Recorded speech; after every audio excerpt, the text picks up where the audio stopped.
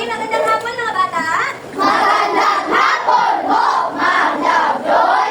Magandang hapon po, Ma'am Siti. Magandang hapon po, visitors. Magandang hapon po, kasi mabuhay. Okay, magsiupo ang lahat. At ngayon, magtatayo muna tayo ng mga kaaral na nangibat sa klase. So, pag tinawag ang mga apelyido ninyo, narito kayo ngayon, sabihin niyo present. At pagkatawag naman ang mga apelyido ng mga klase niyo wala rito, sabihin niyo sa akin absent. Naintindihan ba? Opo.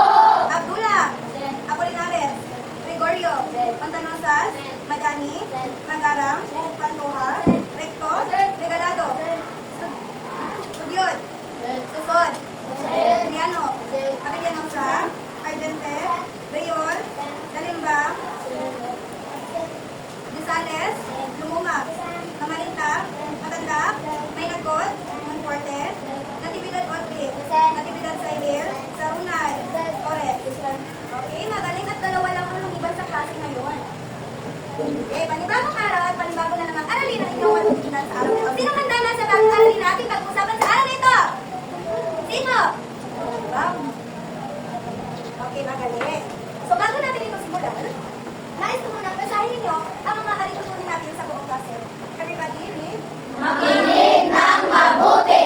Huwag maingay. Itaas ang kamay bago sumagot. Magkaroon ng positibong saloobin. Magpakita ng respeto. Okay.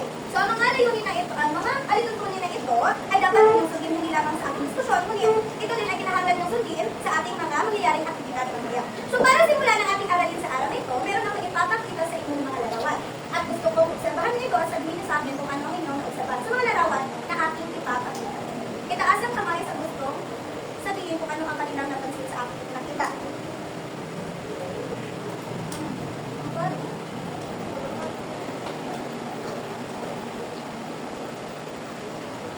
Okay, ano ang mga napansin sa larawan ito? Okay, Jinjan? O, wala na ako. Ay, may nagbola. Sila kukuhan. Jibril. Ano? Ang halog lang ay? Hindi pa na? Hindi pa natapos. Ano pa? Okay, Cyril? Okay. So, ang mga larawang ito, kung inyong makikita, ay mga sira-sirang halugdan. So, ipinakita ko ito sa inyo dahil ang ating tatalakayin sa araw nito ay tungkol sa basahin? Mauri na kasamahan sa pagpupungkuling. Okay. Sa mga ipinakita kong larawan ay mga sira-sira silang mga gamit. At ating tatalakayin ngayon ang mga kasampapan upang magamit sa pag-aayos ng mga kagamitan o pag-jowa. Okay, naintindihan ba? Opo. Naintindihan ba na lahat? Opo. Magaling. At ngayon, para ating simulan, kilalanin muna natin ang mga iba't ibang uri ng kasampapan sa pagpupungkuni. At simulan natin sa basa. Measuring tools, kasanggapang panukat, ginagamit upang sukatin ang haba, laman, kapal o ang gulo ng isang bagay bago ito buuin o ayusin. Okay, ano daw ang measuring tool? Ito ay ginagamit upang panukat. Magaling. Ikalawa, basa.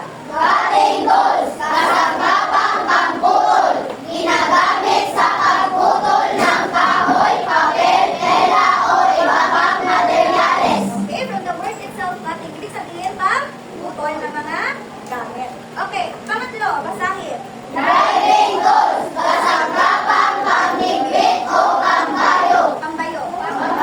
Ginagamit sa paghukok o paghigpit ng pako at tornilyo.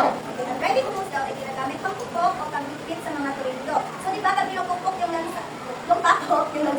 pako sa kahoy, humihigpit siya. So, ito ang ginagamit. Next, basahin. Boring tools, kasanggapang pangbutas. Ginagamit sa paggawa ng butas sa kahoy o iba pang bagay. Okay, boring tools ay ginagamit sa pagbutas ng kahoy at iba pang bagay. Di ba, merong mga bagay na ginagawa sa pamamaraan ng pagbutas. Okay, next, kalima. Holding tools, kasanggapang panghawak. Ginagamit upang hawakan o ipirme ang isang bagay habang ginagawa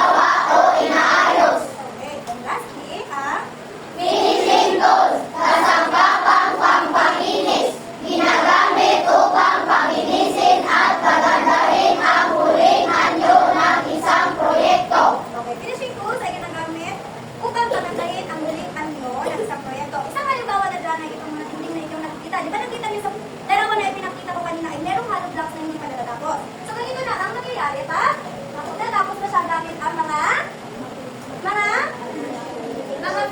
finishing. Okay, magaling. So, naiintindihan niyo bakit yung mga binasa? Naiintindihan niyo na ang anim na mga uri ng kasangkapan sa pagkukunik? Okay, at dahil sinabi niyo na, alam niyo na, meron akong ipapakitang mga larawan sa inyo at nais ko inyong sagutin kung saan o anong uri ng kasangkapan ang larawan nito. Okay ba yun? Okay. So, itaas niyo lang ang inyong mga kamay sa gusto sumagot.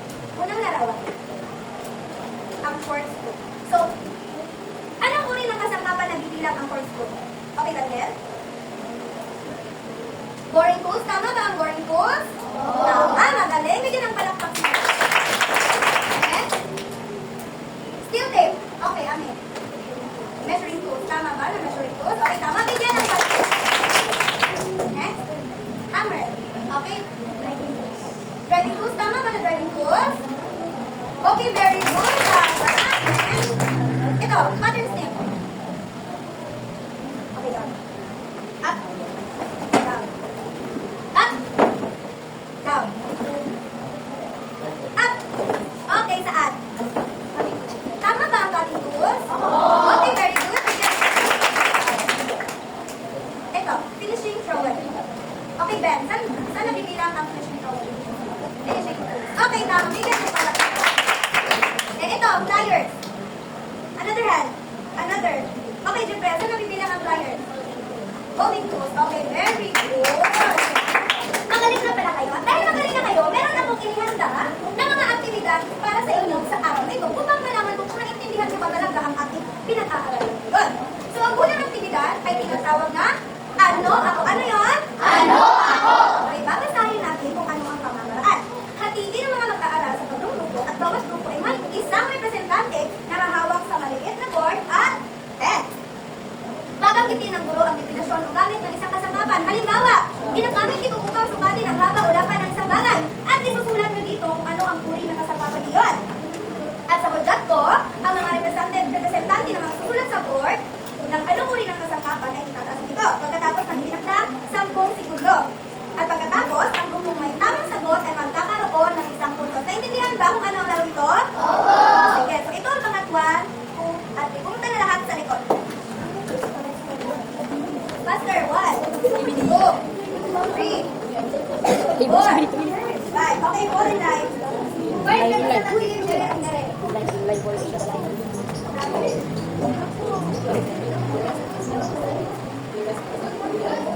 Number 1. Lakihan niyo yung sulat ko. Ginagamit sa pagputol ng kahoy, papel, tela o iba pang materyales. Ito ay, hindi ko pa sinabing magsulat. Ito ay ginagamit sa pagputol ng kahoy, papel, tela o iba pang materyales. The 10 seconds starts. Wait now. 10 seconds starts now.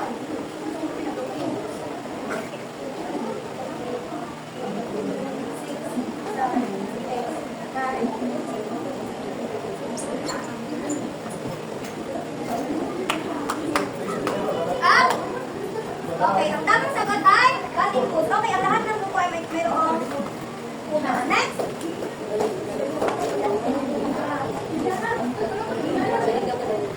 Ito ay ginagamit sa paggawa ng butas sa kahoy o iba pang bagay. Bakit may nagsasalita sa likod? Okay, di ba sinabi dito sa ating mga alitutunin na huwag magingay? Okay, nakikinig ba ang lahat? Okay. Number 2, ginagamit sa paggawa ng butas, hindi ko pa sinabing magsulat. Ginagamit sa paggawa ng butas sa kahoy o iba pang bagay. Ginagamit sa paggawa ng butas sa kahoy o iba pang bagay. Timer starts now!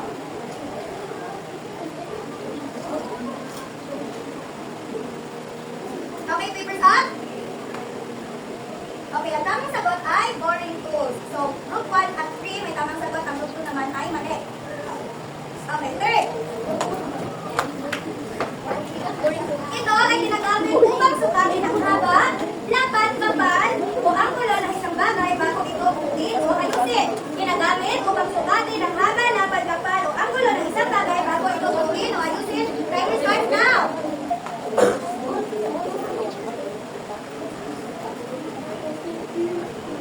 Okay, stop. Papers up. Ang tamang sagot ay measuring tools at lahat ng kukuha nakakuha ng tamang sagot. Next!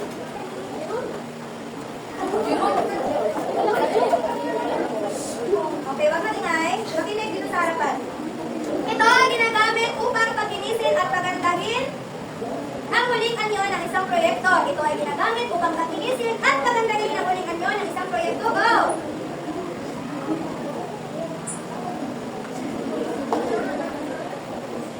Okay, papers up.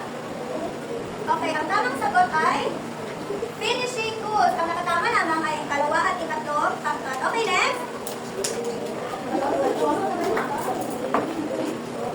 Ito ay ginagamit upang hawakan o ipirme ang isang bagay habang ginagawa o inaayos. Ito ay ginagamit upang hindi ko pa sinabing magsulat. Upang hawakan o ipirme ang isang bagay habang ginagawa o inaayos, time starts now.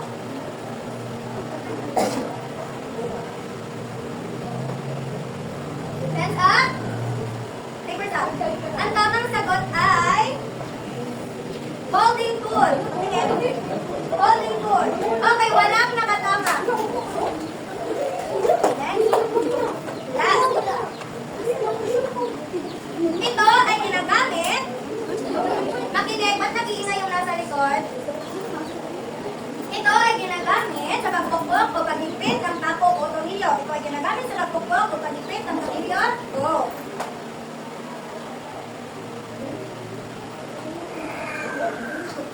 Okay, papers up. Ang tamang sagot ay driving tool. Okay, pangkatlo lamang ang nakatama. Okay, bumalik sa inyong mga grupo.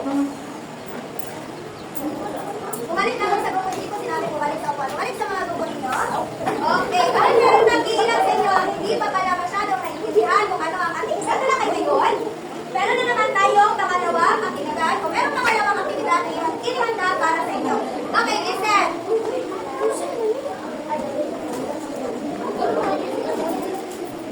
Okay, what's the noise all about? Okay, makinig. Dahil pupunta tayo sa ating sunod na aktibidad. Ito ay tinatawag na basahin. Ayusin mo ako. Okay, babasahin ko ang pamamaraan para sa laro ito. Sa parehong grupo, pumili ng isang representante at ang natitirang member ay magiging tagapagpayo. Ihanda ang larawan ng sirang bagay at meron akong ipapakita sa inyo mga printed na materials na mga uri na kasangkapan na pagpupumuli. So meron akong ipapakita sa inyong larawan at pipili kayo ng mga kagamitan na gagamitin upang maayos yun. Bibigyan ko kayo ng 10 segundo para pumili at ibigay sa akin kung ano ang kagamitan yun. Naiintindihan ba? Okay, bawat larawan ay tagdadalawa lamang. So, ibig sabihin, kailangan magunahan kayo. Kailangan magunahan kayo upang makuha nyo ang tamang materyales na gagamitin. Okay, ilalagay ko dito at pipili kayo. Maaaring nyo naman ako.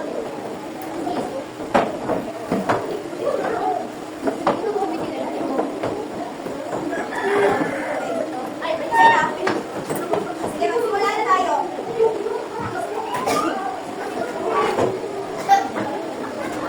Patay ko.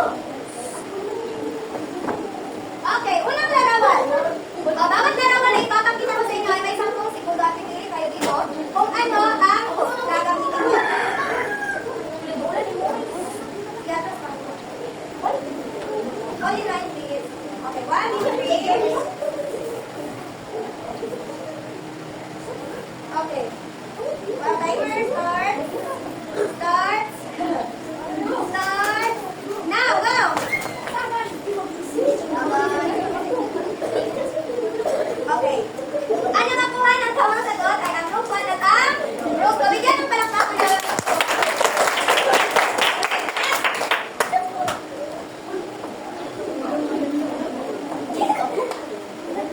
Timer. Atras ba? Ay, wala kayo. Timer start. Now, go! Okay. Ang grupo na nakuha na tamang sagot ay ang group 1 at group 3 pa rin. Bigyan ng palakpakan na lang. Okay, next. Good, galaw-galaw. Ay, hindi. Okay, next.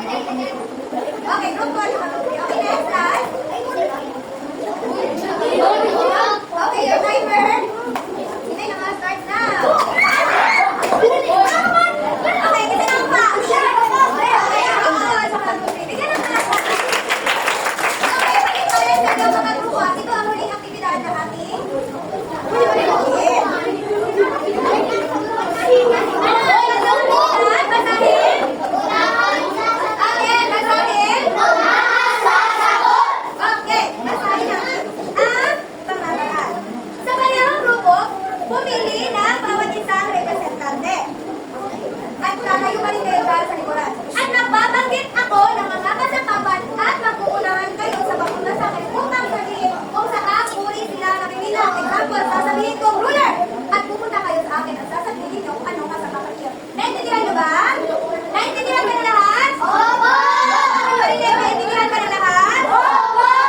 Okay, magaling. At tayo ay magsisimula na. Okay. Pag hindi ko sinabi ko, wala na pupunta dito. Tape measure. Tape measure, go! Okay. Okay, ipindot nyo na yung bell. Okay, tape measure.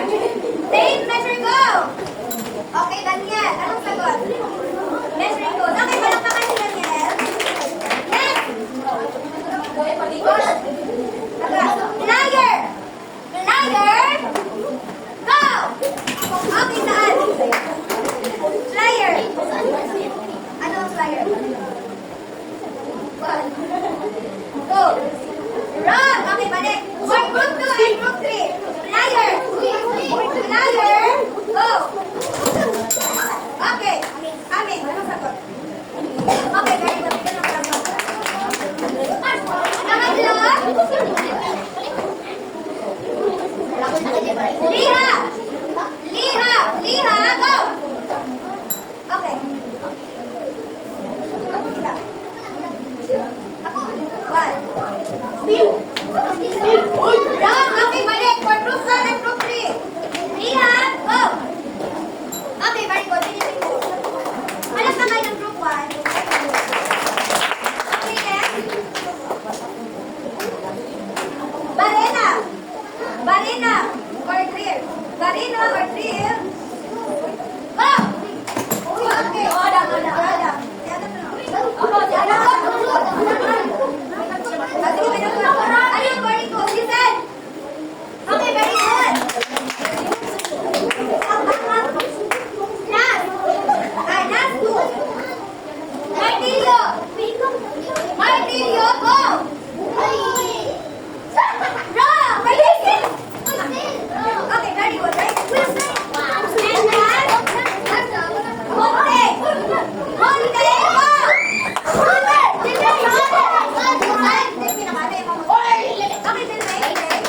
Okay, very good. Para naman ang okay, balik sa atin ang mga upuan. Okay. Okay, gusto mo? 1, 2, 3, 4, 5, 6, 7, 8, 9, and 10. Okay. Nag-enjoy ba lahat? Bigyan ng palakpakan. Naintindihan niyo na ba kung ano ang mga uri na kasangkapan sa pagkukulit? Okay, at dahil naintindihan niyo na, meron akong katanungang itatanong sa inyo. So, sino nakakapagsabi sa akin kung ano ang 6 na mga uri ng kasangkapan sa pagkukulit? Daw. Up! Daw. Baba, babay. Up! Down. Raise your right hand. Okay, Adam. Adam, ibigay sa akin ang 6 na mga uri ng kasangkapang pangkukulit. Retos. Boretos.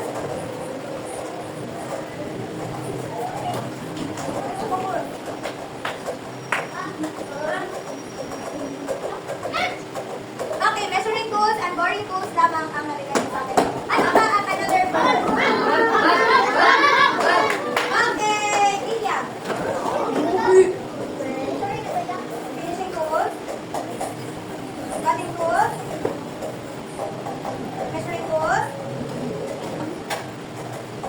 Driving tools. Ma'am, wala pa. Boring tools, isa na lang. Okay, very good. Okay, good. Bigyan ng tatlong palakpakan ninyo. Okay, very good. Pangalawang tanong. Bakit kailangan nating malaman ang iba't ibang uri ng kasangkapang pangkumpuni? Okay, Brion.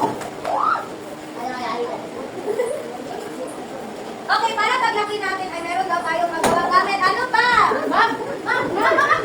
Okay, may nagkot?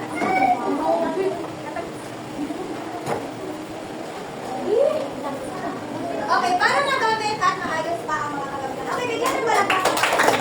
Dahil marunong na kayo kung ano ang iba't ibang uri ng mga kasamapan. Ngayon naman ay gusto ko kumuha kayo ng 1/4 sheet of paper at magkakaroon tayo ng pasulit. And don't worry because I will give you your reward after the demonstration. Okay? Okay, nag-count of 10. Dapat lahat ay meron ng papel. 1, 2, 3, 4, 5, 6, 7, 8, 8, ay 1 half. Ngayon. Okay, unang tanong. Unang tanong. Kaya ba?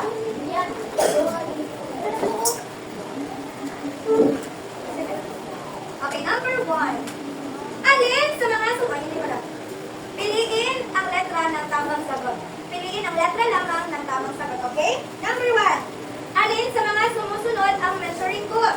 Alin sa mga sumusunod ang measuring tools? A. Martilyo, B. Ruler, C. Gunting, or D. Liha? A. Martilyo, B. Ruler, C. Gunting, or D. Liha? Number 2. Alin ang halimbawa ng cutting tool? Alin ang halimbawa ng cutting tool? A. Lagari, B. Screwdriver, C. Clamp, or D. Protractor? Alin ang halimbawa ng cutting tools? A. Lagari, B. Screwdriver, C. Clamp, or D. Protractor? Protractor pala, sorry. Okay, number 3. Anong uri ng kasangkapan ang ginagamit sa pagligpit ng tako o tornilyo? Maong tayo eh. Kahit malamig ako, may mga Anong uri ng kasangkapan ang ginagamit sa pagligpit ng tako o tornilyo? A. Driving tools, B. Boring tools, C. Measuring tool, or D. Finishing tool? Anong uri ng kasangkapan ang ginagamit sa pagligpit ng tako o tornilyo? A. Driving tool, B. Boring tool, C. Measuring tool, or D. Finishing tool? Number 4. Ano ang ginagamit upang gumawa ng butas sa kahoy o iba pang bagay? Ano ang ginagamit upang gumawa ng butas sa kahoy o iba pang bagay? A. Boring tool, B. Holding tool, C. Cutting tool, or D. Finishing tool? Ano ang ginagamit upang gumawa ng butas ng kahoy o iba pang bagay? A. Boring tool, B. Holding tool, C. Cutting tool, or D. Finishing tool? Last number 5. Alin sa mga sumusunod ang finishing tool? Alin sa mga sumusunod ang finishing tool? A. Liha, B. Screwdriver, C. Gunting, or D. Tape measure? Alin sa mga sumusunod ang finishing tool? A. Liha, B. Screwdriver, C. Gunting, or D. Tape measure? Okay, para